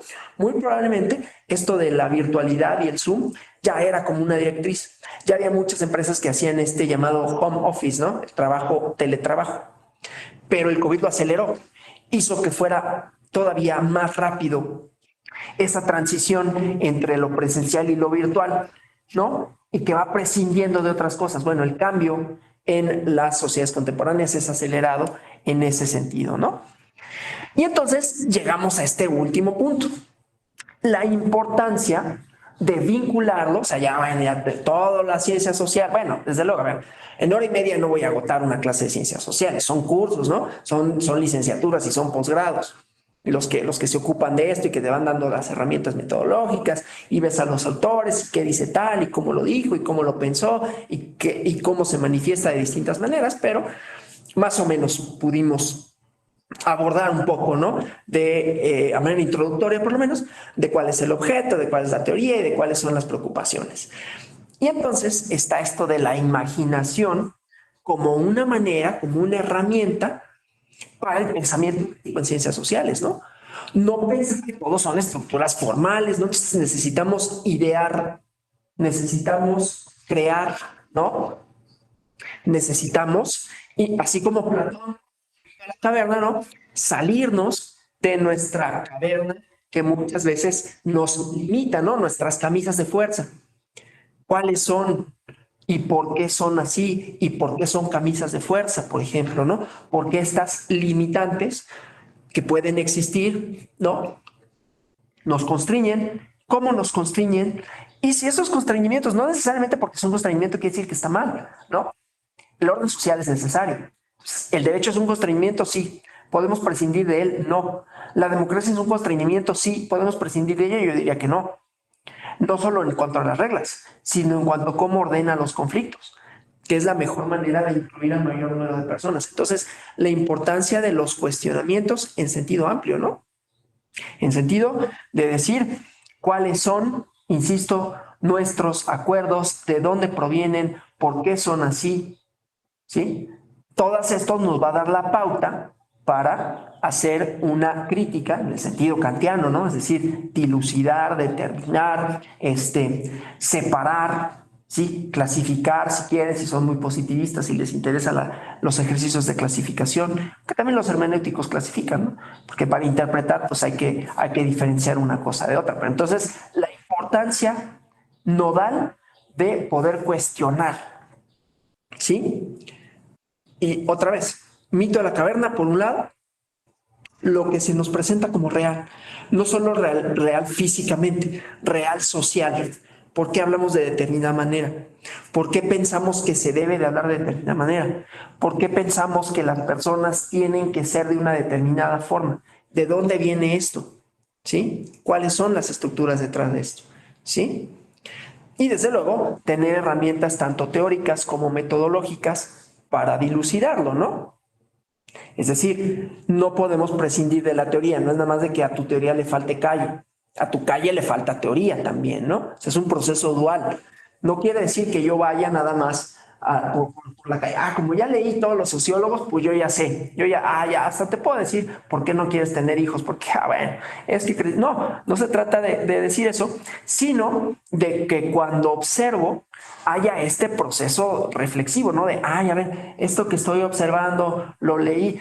Digo, recordemos que el objetivo de las ciencias sociales es la realidad social, que la realidad social está construida, que la realidad social es compleja, que la realidad social incluye estructuras y acciones, ¿sí? Entonces eso quiere decir que si ese es mi objeto de estudio, pues entonces me voy a preocupar por lo que veo, ¿no? Por lo que escucho, por lo que leo en los periódicos, por cómo se dice, qué se dice, quiénes dicen qué y quiénes se oponen a eso que dicen unos y otros, ¿sí? Y otras. ¿Cómo se ha configurado eso? A eso me refiero con cuestionamientos y eso me refiero con el quehacer social, porque eso es lo que nos ocupa, ¿no?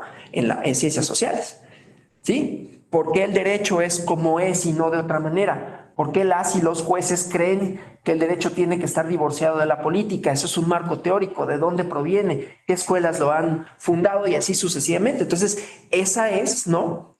la investigación, y la teoría serían los compromisos a partir de los cuales yo dilucido eso, ¿no? Eso que veo, ¿sí? Bueno, y entonces la teoría, ¿no? Mis compromisos van ligados a cómo estudio, porque los métodos son importantísimos, ¿no? O sea, ya no nada más es la dilucidación teórica, los compromisos, sino ahora eso que voy a observar, cómo lo voy a observar, ¿sí? Hay, por ejemplo, a quienes les gusta lo estadístico, no soy yo, lo matemático, ¿no? Y entonces ven relaciones de probabilidad y de causalidad, que no es lo mismo, ¿no? Un fenómeno será más probable si ocurre esto otro, ¿no? Hay quienes hacen estudios del voto, por ejemplo, que hablan de esto, ¿no? Es más probable que si estás dentro de un cierto rango de edad, es lo que hacen las encuestas, ¿no? Y a partir de eso hacer inferencias. La estadística, ¿no? Que tiene de suyo una teoría y es un método para poder hacer inferencias con relación a lo social. ¿Qué es más probable que ocurre? Tomando en cuenta los fenómenos tales, ¿sí? No todos los métodos hablan de probabilidades y de escenarios posibles. A mí, por ejemplo, que soy más bien del lado fenomenológico, hermenéutico, no me importa tanto y ni siquiera sé si se pueda, yo diría no se puede, pero yo voy a decir ni siquiera sé si se pueda, pensar, hacer una proyección a futuro muy larga. Porque siempre voy a decir, es que en nuestra realidad, lo dije desde la primera sesión de filosofía, hay mediaciones. Pero además esas mediaciones, y esto es lo más interesante de todo, son indeterminables. La indeterminación, no podemos saber de antemano qué va a suceder porque viene lo histórico ahí. Y lo histórico no nada más es lo que ha pasado, sino lo que va a pasar. ¿No? Y nunca podemos. Estamos en el mundo y esto, la aceleración y el caos, todo, pues va haciendo que sea mucho más difícil imaginar escenarios futuros y por lo tanto probables y por lo tanto hablar de probabilidades en un mundo en constante cambio, pero además que no son cambios necesariamente lógicos. Pensemos en el COVID. En 2018, bueno, es más, en 2019 hace 4 años, o sea, el 13 de marzo de 2019, nadie hubiera anticipado el COVID. Sí había quienes decían, va a venir una pandemia y no sé qué y no sé cuánto, pero no sabías cuándo y no sabías cómo y no sabías cómo nos iba a afectar. 2019, o sea, 10 meses, 9 meses antes de que ocurriera, nadie lo hubiera sabido, nadie lo hubiera anticipado. Estamos inmersos en un mundo que aunque sea muy estructurado, que mucha tecnología, que muchas cosas, también lo gobierna cierto, no quiero decir azar, pero cierta indeterminación, ¿sí? Entonces no podemos predecirlo, no podemos saber de antemano. En 2015, bueno, 2014, no hubiéramos pensado que en 2016 iba a tomar protesta un tipo tan loco como Trump en Estados Unidos y tomó protesta. No hubiéramos pensado, aunque eso era un poquito más anticipable por la propia historia, o sea, tampoco quiere decir que todo esté gobernado por, híjole, entonces nunca sabemos qué va a pasar, ¿no? Hay muchas cosas que no sabemos. Hay otras que sí, sabemos que en 2024 va a haber elecciones. Podemos decir en todos los casos y para todo, ¿quién es el que va a ganar? Yo digo que no. Podemos pensar que hay escenarios de mayor probabilidad de acuerdo con las circunstancias actuales, pero eso no quiere decir que sea hecho que va a ganar quien parece que pueda ganar. ¿Me explico? Bueno, entonces, igualmente, ¿no? En 2014 no era posible pensar que iba a ser Trump, pero sí sabíamos que iba a haber elecciones en Estados Unidos en 2016. En 2024 va a haber elecciones. Entonces, hay fenómenos que su ocurrencia sí sabemos que va a ser, pero no sabemos cuál va a ser el resultado. En ciencias sociales esto se llaman las consecuencias indeseadas o imprevisibles de la acción, ¿sí? Una ley determinada, ¿sí? Que se establece para darle un cierto efecto a las cosas y sucede otra cosa, ¿sí? Una acción, una persona, no sé si haya sido así, pero la idea fue esa, ¿no? Es decir, no sé si la hipótesis sea plausible, bueno, es plausible, no sé si sea la explicación de por qué ocurrió el COVID, pero una persona que pues lo único que quería era comerse una sopa, ¿no? Una sopa que pues ahí es muy normal comer una sopa de murciélago en el mercado de Wuhan y iba a decir una palabra, iba a decir madres, y explotó, ¿no? Así explotó el mundo, ¿no? Por un hecho que en realidad, pues yo no quería mi sopa, ¿no? O sea, yo no quería hacer esto, ¿no? Y sucedió. Entonces, hay muchas acciones, sea individuales o colectivas, que sus consecuencias no las podemos prever. Y además, no solo no las podemos prever, sino que tienen consecuencias distintas a lo previsto. Yo hubiera querido que esta ley sirviera para esto y sirvió para esto otro. Yo no sabía que esto iba a pasar así. Voy a poner un par de ejemplos, ¿no? Políticos. El Brexit fue la consecuencia no deseada de David Cameron, que lo que buscaba era como legitimarse él como primer ministro de Gran Bretaña, ¿no? Él, en su cálculo, él pensaba que iba a ganar el no al Brexit y entonces que Reino Unido se iba a mantener dentro de la Unión Europea. Le falló el cálculo y las consecuencias fueron muchísimas, jurídicas, políticas, ¿no? De algo que él hizo con otro objetivo. ¿Sí? Él pensaba que el resultado iba a ser distinto. Esas son las consecuencias no deseadas de las cosas. No necesariamente son malas, ¿no? No digo, el Brexit yo no creo que haya sido bueno para Gran Bretaña, pero eso es problema de ellos, ¿no? Pero, y habla de otras cosas, de la desintegración, de cómo se observan los británicos a sí mismos, ¿no? Como no parte de una comunidad europea a la que ellos pensaban, no, es que le damos demasiado dinero y entonces, y los significa de una manera en la que no se veían identificados. Por lo tanto, también tiene sentido en ese aspecto, ¿no? Pero entonces las consecuencias deseadas, ¿no? Es lanzar una piedra pensando que va a caer en un lugar y no solamente cae en otro, sino que tiene una expansiva que no podemos prever. Entonces también estamos en medio de lo imprevisible, lo cual, insisto, lo hace todo mucho más interesante, de acuerdo conmigo, ¿no? Y esto no quiere decir que con ello prescindamos de lo histórico, ¿no? De las experiencias pasadas, porque esas también nos van a dar la pauta, no necesariamente para entender qué va a pasar, sino porque en todo caso aquello que sucede y que era más o menos imprevisible, tiene una cierta lógica. Aunque no podíamos anticipar que iba a venir el COVID, pues la historia nos podría decir, oye, pues si tú estás devastando el medio ambiente y la devastación tiene estas implicaciones, pues sí era como medio posible que pusiera de cabezas al mundo, porque además es un mundo que ya está hiper relacionado, ¿no? No fue lo mismo ¿cómo se llama? En la peste bubónica, ¿no? Que pues afectó a quienes afectó, pero no llegó a todo el mundo, pues porque no, o sea, no fue llegando de la misma manera, ¿no? Porque pues las comunicaciones no eran tan veloces, no era tan indispensable como ahora lo es, ¿no? Ahora es imposible parar el mundo, el tráfico aéreo, el comercio, y entonces eso te pone en un doble brete, pero entonces eso quiere decir que nuestra transformación histórica sí puede tener o puede ser parte de la explicación de por qué sucede lo que sucede, aunque eso que suceda no sea anticipable. No sé si me explico, ¿no? Entonces, tampoco es para decir, bueno, pues entonces estamos en un mundo ingobernable, pues ya, mejor pues ahí me echo, ¿no? Así como tiro los remos de la barca, me pongo las manos así y a ver a dónde me lleva. Y nunca olvidar la importancia de los conceptos, ¿no? Esto lo digo sobre todo porque en la ciencia social ha gobernado la idea numérica, la idea de lo estadístico, como esto que puede plantear escenarios y que pues desde luego no lo hace.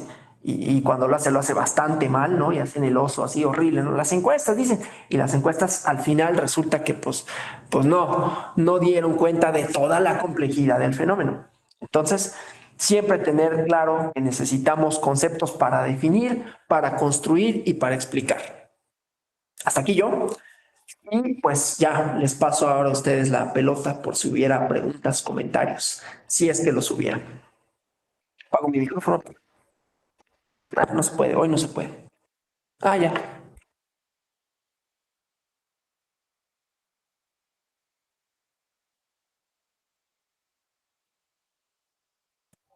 Bueno, entonces, si no hubiera preguntas, comentarios.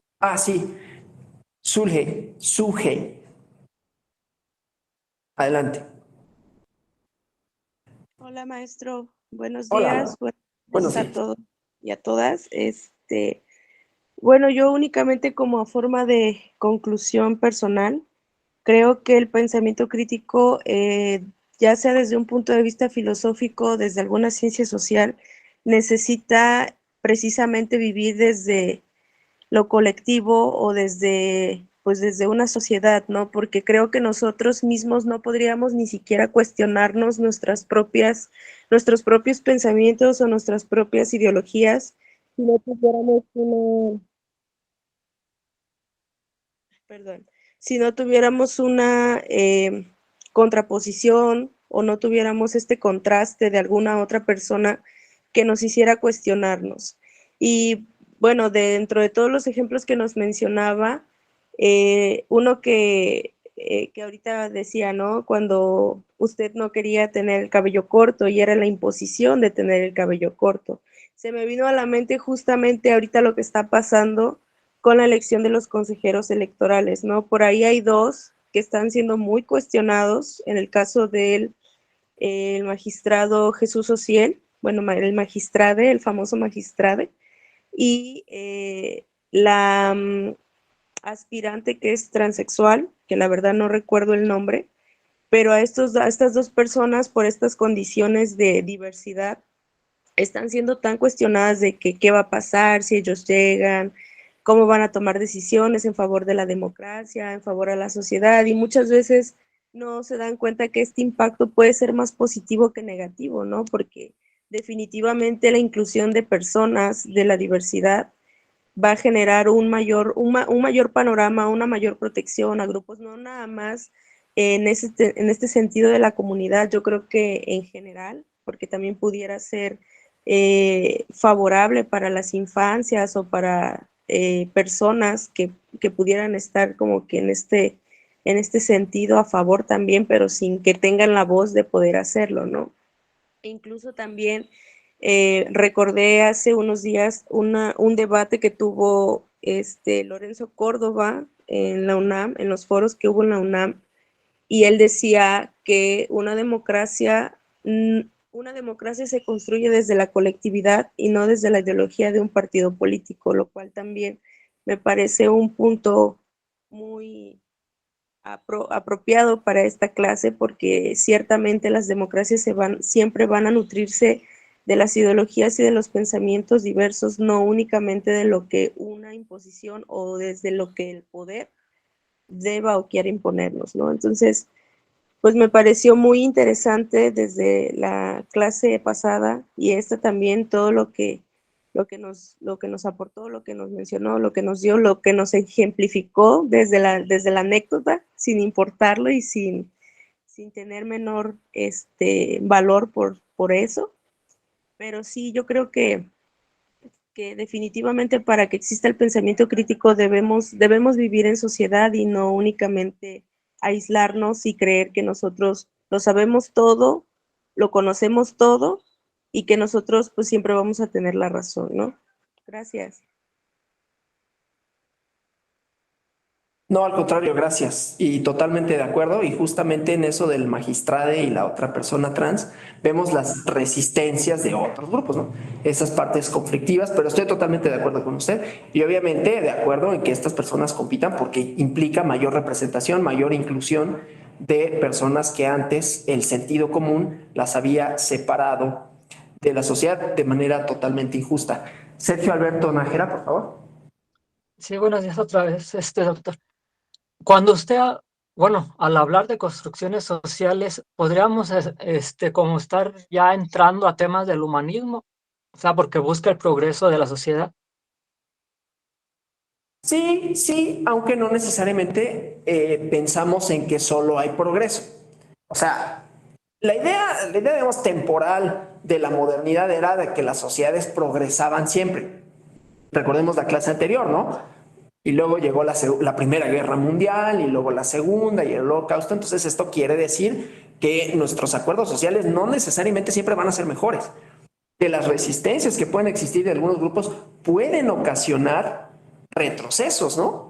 Como puede ser el negarles derechos a algunas personas, como pueden ser ciertos autoritarismos, ¿no? Entonces, por eso siempre también tener en mente estas cuestiones críticas y no pensar que, bueno, pues ya llegamos a la democracia o nos hemos democratizado más o somos más tolerantes, como si eso fuera ya de un momento y para siempre y que de ahí para adelante va a haber mayores logros, digamos, ¿no? Siempre puede haber retrocesos y siempre los tenemos que tener en mente también. Ujú. Muchas gracias, doctor, por su respuesta. No, gracias a ustedes, gracias a todas y todos por su asistencia, por su atención, esperando nuevamente que este módulo les haya resultado interesante. Me despido y les doy las gracias hasta la próxima y que este diplomado siga siendo, si es que ha sido, ¿verdad? La idea es que haya sido hasta ahora interesante, que les haya aportado herramientas teóricas, metodológicas de reflexión y pues que siga siendo así en los módulos siguientes.